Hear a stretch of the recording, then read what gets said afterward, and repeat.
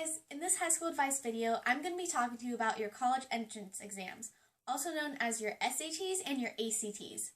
So to start out, I'm just going to tell you that I took the approach of studying hard, taking the test once, and being done with it. I took the SAT one time and I got a 1920, and I took the ACT one time and got a 32. And I'll explain all the scoring in a minute. A 1920 is in the top 10%.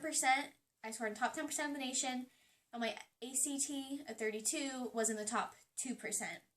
So I'm going to be giving you how I studied, my study plan, and my tips for how you can take the test just one time and have it out of your life forever. So first, what do these tests even test you on?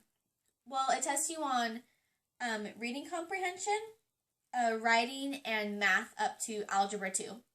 Now, the SAT and the ACT are a little bit different. For one, they're by different companies, so the directions and the format is a little bit different. But also, where the SAT tests your critical reading, writing, math, and an essay, your ACT tests all of that plus a science section. You typically take these tests towards the end of your junior year and the summer before senior year, but some kids who don't do as well as they would like end up taking them senior year, like through November. I would suggest that. I took my my SAT March of my junior year and then my ACT in April of my junior year. Okay, so how are these tests scored? Well, on the SAT, there are 3 sections, and each section is out of 800 for a total of 2,400. So that's a perfect score. Pretty much if you get 650 on each section, that's your goal, that's what you're going for, that's really good. On the ACT, you're scored a 36 out of each section, and then they average it out to get your composite score. So whenever you see on a college website, like, oh, this is our average ACT admitted scores, they're looking at the composite score. So what's good? What's a good score? On the SAT, between a 1,500 and a 1,700 is about average. You can get into a state school, you might be able to get into some UCs with that. So that's about average. And then once you have an 1,800 or higher, that's really good. An 1,800 is what you want if you want to get into the higher UCs, like UC Davis, UC San Diego, UCLA, or UC Berkeley. You want an 1,800 or higher on your exams. That's really good. And then a 2,000 or higher is amazing. Like, you should be applying to, you might not get in, but applying to Ivy League, UCLA, UC Berkeley. 2,000 plus is a really good score. And then on your ACT, a 28 is about equivalent to an 1,800. So 28 or higher is really good, and once you hit 30s and above, that's amazing. After I got my ACT results back, I actually got mail from Princeton, Yale, Wellesley, Dartmouth, some other colleges I can't remember now. Score on these tests, and these colleges that you never thought you could even have a chance at will start contacting you, and it's really exciting to think that you could have a chance to go there someday. So there are 2 approaches one can take before you take the SAT or the ACT. There's my favorite approach, which is the study hard and get it done. Or there's the approach of, oh, I'll take it one time to get used to it. Oh, I'll take it another time and just see how I do. So basically the taking it over and over again as your practice. I don't like that approach because you're wasting a lot of time, a lot of money, and a lot of brain cells. So each test costs $50 or $55. And if you're just taking that as your practice test, like, might as well just buy a book for $30 that has 5 practice tests in it, rather than just taking the test over and over and over again and hoping for the best, thinking that you don't need to study for this, because you do. I'm going to tell you how I studied. So first, I went to Barnes & Noble and got the study guide. So I got this book, let me show you, from College Board, official SAT study guide. It cost like $30, I think. And it's pretty darn thick, but half of that is just practice test and answers.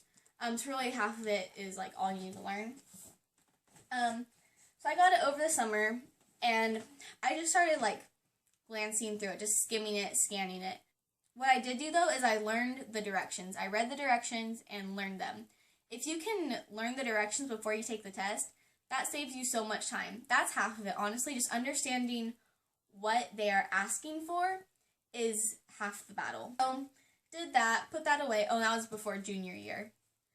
And then, during Christmas break, I opened it back up again and started learning some vocab words. And I did some of the exercises, like just the grammar exercises, some algebra. Oh, and the math section only goes up to Algebra 2. So, if you're taking Algebra 2 as a junior, you might want to wait till like May or June to take the test. But since I had already taken it, I decided to take it early that year. So yeah, Christmas break, just vocab and some exercises. Then in January, it was actually homecoming night. I signed up for the SAT. So yeah, I signed up for the one in March, and then I really got down to the nitty-gritty studying. So in February, each weekend, I took a practice test. First weekend, when I took my time taking the test. I didn't time myself. If I had a question on the math section, I would flip back, see how to do it. I got up in the middle of like one section, made me some food, came back up, was eating while I was taking it. So I just kind of relaxed, took my time, just to see what the exam was like, because it is a pretty intense exam. I think also in February, those nights, I just made sure like I knew the directions. If there was anything I was having trouble on, I made sure to do the exercises, ask my math teacher to go over the math problems I didn't understand. So then, second weekend I took it, I timed myself. But I wasn't like constantly looking at the clock like, oh my gosh, do I have enough time? Do I have enough time? I just took the test kind of relaxed again, but a little more structured than the first time. Timed myself just to make sure I wasn't going over, so I could see, oh, I need to read faster, oh, I need to do my math faster, or whatever. The third and final time I took a practice test, I sat down at my table downstairs and took it like it was an actual test. I had a timer set, I didn't take any breaks, didn't ask any questions, just sat down and took the test for 3 or 4 hours straight. I did well on it. So yeah, my first test got 2,000, second test, I think I got like an 1,800, and then my third test, either 1,900 or 2,100, I can't remember. So that started in February, and then in March was when the next weekend was when I took the actual test. And it's pretty intense. Make sure you have a calculator, extra pencils, a snack, water. I hated that test so much, but it's something you just gotta do. You gotta push through it. So I got my results back 21 days later, and I got 1920, which I was super excited about because my parents said if I got 1,800 or higher, then I didn't have to take it again. So I got higher than that and didn't have to take it, so I was so happy. Back up a little bit, right after I took the exam in March, I signed up, I want to say it might have even been that weekend, for the ACT, which was in April. And I liked that, having the test like back-to-back months, because I figured since I was already in the mode of doing standardized tests, it's just easier to carry that on rather than take a break, brain dump everything, and then have to relearn it all again. It's like, yeah, the ACT is different, but like reading comprehension is the same, math is always going to be the same. So while I had all that in my head, I decided to go ahead and sign up for the next test and get ready for that. The first weekend after the ACT or the SAT, I took it off. I didn't do any studying. My brain needed a break. So then the second weekend, I took the test, a practice test, pretty chill, just like the first SAT test I took. I just went through it, made sure I knew all the instructions because they're a little bit different than the SAT. And made sure I just like really understood the format. And then I just did like over the next couple weeks I did just all the like practice stuff in it. Oh, and I got the Princeton Review one, and my friend, I let him borrow it and he hasn't given it back. So here's my chemistry book, but it's by the same company. It'll be white with a gray person on it. Cracking the the ACT, not the AP exam. Princeton Review, yeah, like 2014 or whatever year is the newest year. But I like this book the best. This is what I used, and I got a 32. My friend used this as well, and she got a 33 on the exam. So I'd say it's a really good book. It also, I like it because in the back, it has like, a month before the exam, what you should be doing. The week before the exam, what you should be doing. Then the night before the exam, So it gives you kind of like a plan and like what to expect. It explains it really well, which I appreciated. If you're thinking, what should I take, the SAT or the ACT? Take both, because honestly, you don't know which one you're going to like more until you actually take them. I thought I was going to like the SAT more because it didn't have the science on it, but I ended up loving, not loving, as much as you can love a horrible experience. I liked that a lot better than the SAT, and it showed because I did better on it. But I was way more relaxed during the ACT. I felt like I knew what I was doing. I was very calm. Whereas in the SAT, I was very, kind of jumpy, oh my gosh, I gotta do well on this, I gotta get into college, what's gonna happen if I fail? And you won't fail. You'll do fine. So yeah, take both, see what fits. Something I will say is junior year I took physics, and I feel like that helped me a lot on the ACT. Now, the science section isn't just a bunch of, multiple choice stuff. It's you read, an essay about a certain topic, a science topic, and then you answer questions about it. But not all the questions, not all the answers can be found in the, essay. So it does help if you have a background, and kind of, know what they're talking about beforehand. That's what I would say really helped. So that's what I did to study for these tests. Like I said, my favorite approach is just study hard, take it once, and be done with it forever.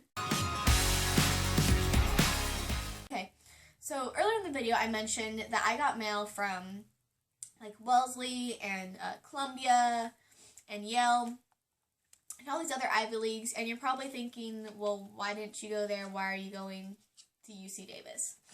Well, what I didn't know was that there are these things called SAT subject tests that all the Ivy Leagues and a lot of the schools back east require you to take to even apply to their schools. I didn't even know about SAT subject tests, so when I went to apply for these colleges in November, December, I found out that I couldn't apply because I didn't take the right test. So I was so bummed. I was really bummed about that. I was like, are you serious? I did so well on these. I have really good GPA. I've got a lot of extracurriculars, but I didn't take a stinking SAT subject test. And it was at the point where it was like, oh, well, there's an SAT subject test this weekend, and that's the last possible one you could turn in, so if you want to go for it and see what happens. But I didn't want to spend my week with my nose in SAT subject book and hope for the best because, I don't know, I don't think I would have done well with just a week of studying. But don't get me wrong, I'm super happy about the college I chose, Davis. And yeah, I got into Berkeley as well, so that was good. So yeah, if you want to go to a school back east, look up the requirements early. So yeah, I hope you found this video helpful. Good luck on your SATs and ACTs. You're gonna do awesome.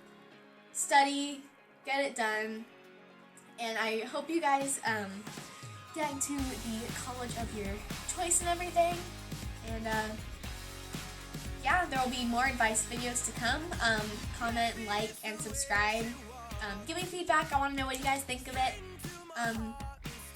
So yeah, bye.